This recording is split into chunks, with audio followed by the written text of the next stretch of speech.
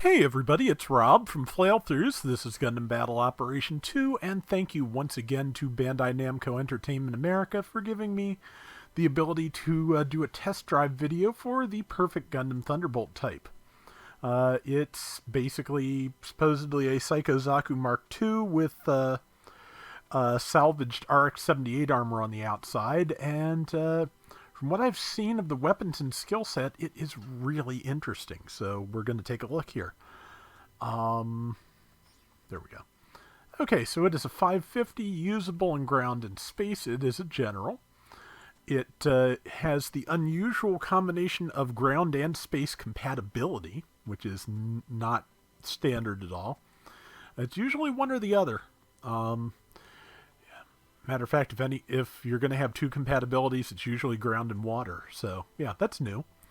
Melee priority 2, 10 ballistic defense, which, if that is salvaged Gundam armor, seems a little low, but 25 beam resistance, 25 melee resistance, 25 range strength, 30 melee strength, movement speed of 140, boost speed of 215, thruster gauge of 70, and turning speed of 81. 15 each of close range and medium range slots, and 10 long range slots. So it has a perfect Gundam version of the RX-78 beam rifle. Can't charge, but does stun with regular attacks. It's interesting. A powerful beam blade used to slice up foes, the perfect Gundam beam saber obviously. When attacking with downward melee, buffer damage reduction is negated. So this will cut right through defensive buffers on anything with its downswing. Neat. Let's see. Head Vulcans are Head Vulcans. Power is pretty good at 150, 90 ammo. Yeah, those should be good all in all. Okay, interestingly, the double beam sabers do not have that special ability. It is only the single. Perfect Gundam Hyper Bazooka. Hyper Bazooka modified for use as a sub-weapon. The explosion has wide blast radius and easily staggers enemies. Nothing unusual there.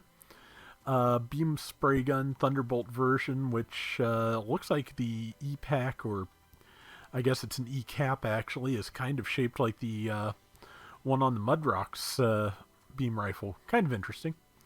But yeah, does not stun, lacks suppression that is, but offers focused fire to improve its performance.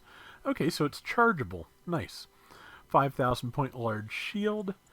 And let's see, put the bazooka here, the spray gun here, and take a look at the skill set.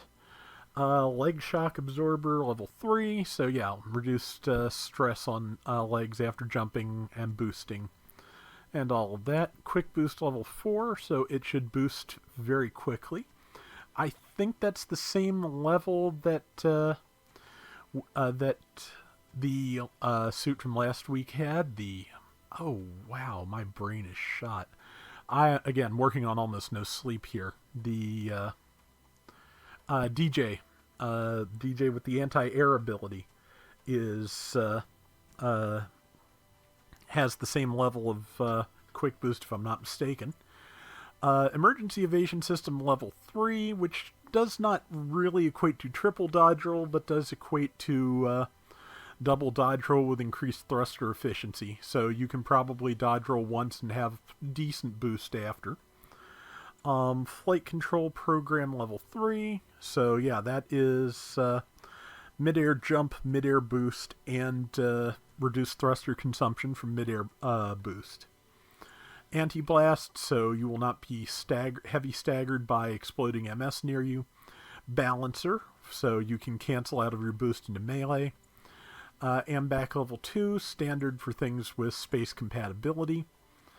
Forced injector level 3, which is, very, very fuel efficient version of forced injector. You can change directions while boosting.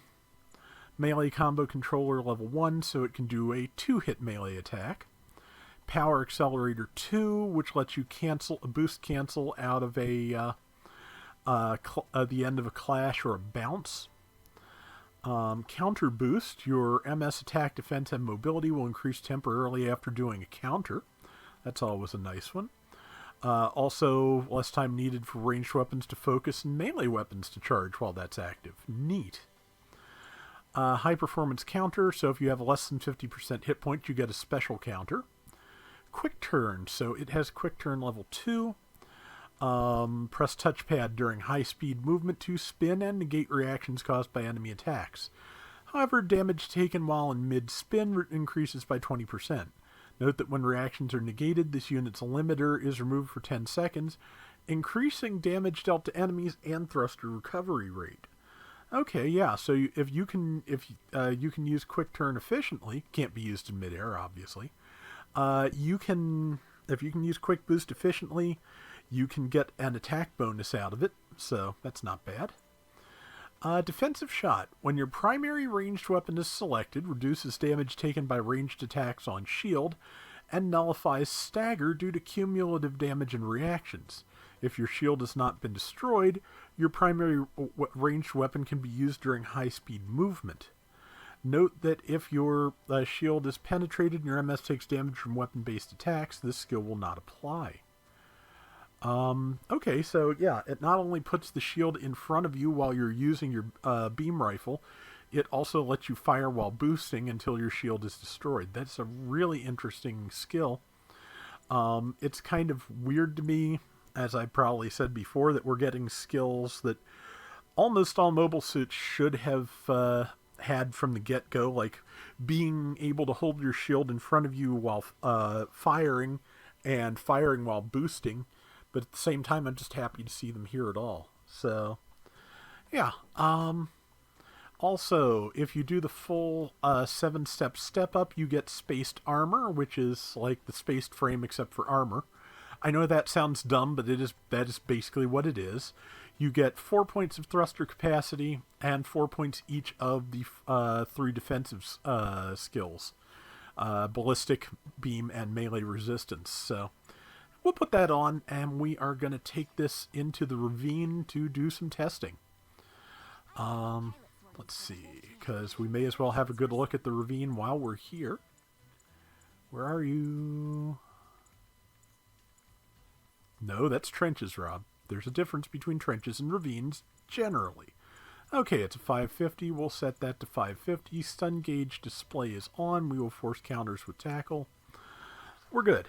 Let's see what we can do. Pardon the chair squeak. Not as bad as it used to be, but it still squeaks.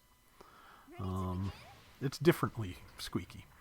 Okay, yeah. So as you can see, while it's using its beam rifle, the shield is held in front of it. And yeah, while you have a shield, you can fire while boosting. So that is a nice set of skills. As you can see, it's very, very fast. Yeah. Beam rifle does stun. It re-readies pretty quickly, but because of heat, of course, you really can't fire it twice in a row without good reason. Those Vulcans look good, so let's check it out. Yeah, that's against a support. Pretty good level of build stun, but also just really good damage for Vulcans. This is, I believe, a GPO-1. Yeah, 149 type neutral. If I can find a raid, we'll try it out against that. And like I said, when we're done with testing the Perfect Gundam, we'll take a stroll around this map just to see what it's like. It looks similar to the GBO-1 version, but like all the other GBO-1 maps, it has been reworked. Okay, 184 per shot against GPO-2. So yeah, that is pretty good, and enough shots in the magazine to stun it at least twice. The Hyper Bazooka is a Hyper Bazooka. 2470.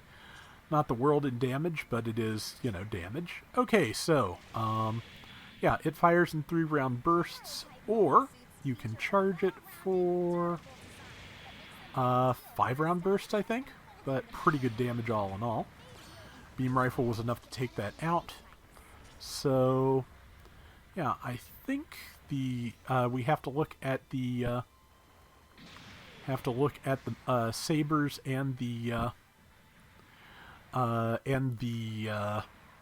both versions of the counter tackle. So Okay, the neutral is a diagonal upward swing. Left and right are left and right. And if I saw the video earlier, yes, a jumping downswing, which this, to be honest, this is in many ways much better at being Amuro's Gundam than the RX-78 is. Like, that jumping downswing is pretty much his thing. Like, it's the first thing he ever does with the Beam Saber, more or less. So, you know, if they wanted to follow, like, the Shars Gelgug with an Amuro custom that had a few of these skills, I would not be heartbroken. Okay, so dual sabers. Neutral is a downward swing. Left, that's neutral again. That's left.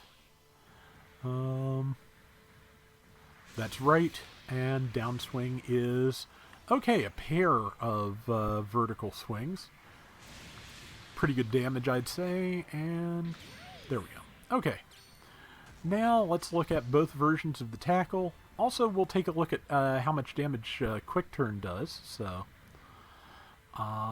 okay. Brain. Okay, here's the normal tackle, which is just a kick. But yes, as you can see, does increase your attack power temporarily. And now we will turn our hit points down to 40%. New tackle kicks in at 50%, so I just wanted to be 100% sure, so I did the extra 10. And boom. Okay, slashes and kicks. Very nice. Doesn't look like the special counter program does any additional higher damage, but and 1939. I'm not sure if that's the counter program and the yeah, I think it is the counter program and the quick turn stacking. So that's good to know that it happens. Yeah, it's 1647 now with quick turn. With the counter enhancement deactivated. So, yeah. So you counter. I'm not sure how long that lasts exactly, but you quick turn, you counter, and I need your iframes to go away, please. Boost, quick turn, 2520, not bad. Yeah, seems like the counter, post-counter boost lasts about 30 seconds. So, that's not bad at all. Alright, so, let's go for a stroll and look at this map. Yeah, there is a ledge here. And, okay, yeah, that is a really good boost for how very short a time I held the button. There's maximum boost, which is, yeah, very nice. And as you can see, fairly thrust efficient, jumping in the air, or boosting while in the air. Brain. Let's see. Okay, you can't actually get to this water, but there's, a little bit of water on the map.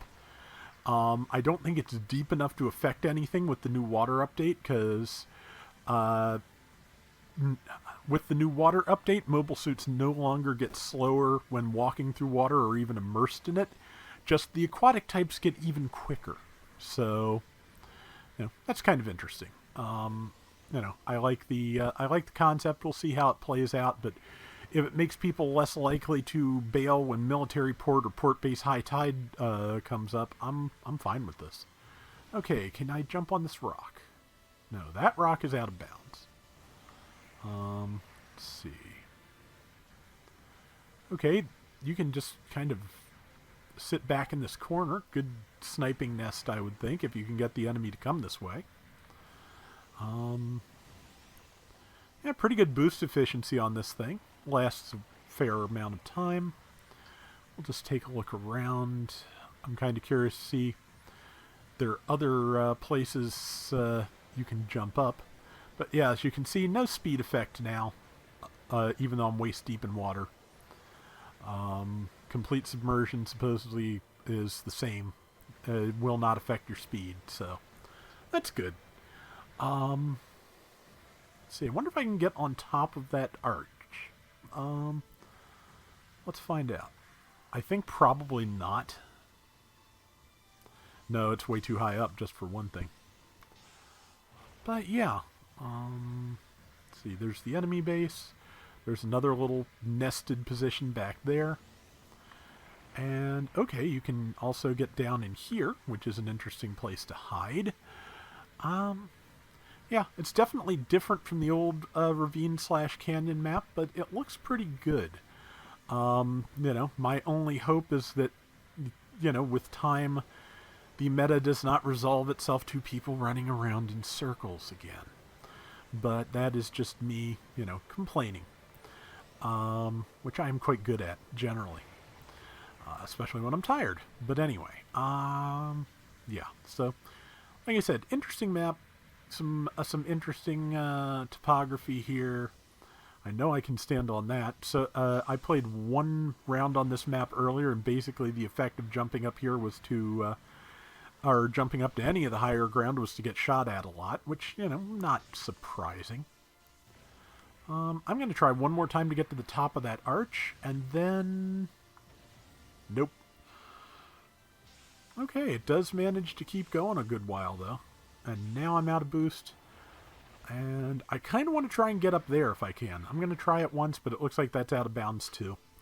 And then I realize there's like one thing I still need to test. Yep, that's blocked off. Or is it? Yes, it is. Okay, so wait for my thrusters to come back. And I just wanted to see how well Forced Injector level 3 works on this, which is 3, 4, 5, 5. Yeah, that's about standard for Forced Injector 3. So, yeah, you can bounce back and forth quite a bit with that, do some good evading. And, yeah, not bad at all. So just out of curiosity, before we end this video, I am going to go to Military Port and take an aquatic or a water compatible suit, just because I want to see what that looks like with the new parameters. So there we go. I don't think it's going to matter too much to what suits are here, but let's take the Capsule. That's relatively fast underwater. So it is water compatible. Yes. All right, let's take a look. Obviously from the words. No, never mind. I have no idea what I was talking about. Brain gone. But yeah. Okay, so this is how fast Capsule moves underwater now. Remember that other suits will not have any speed penalties, so this will still be an advantage, but it may not be as overwhelming as you may have felt like if you have, played the game underwater before. But yeah, fairly fast. And supposedly I believe that thruster efficiency is also improved for water-compatible suits now. So, yeah, it's gonna be interesting. Okay, 83-82, not bad. But yeah, fairly fast, not like super fast, but pretty nice. I feel like I should, if I have the water adapter part, I should put it on something that's good and fast anyway, like Psycho Zaku Mark II, and take it underwater and see what we get. But at any rate, hope you have enjoyed the Perfect Gundam test drive. I do not have the money to throw out right now to get it on my main account, but it is a temptation because I really like how that thing handles. But at any rate, that is going to do it for today's Gundam Battle Operation 2. We will be back soon with more. Till next time, everybody take care and have fun. Later!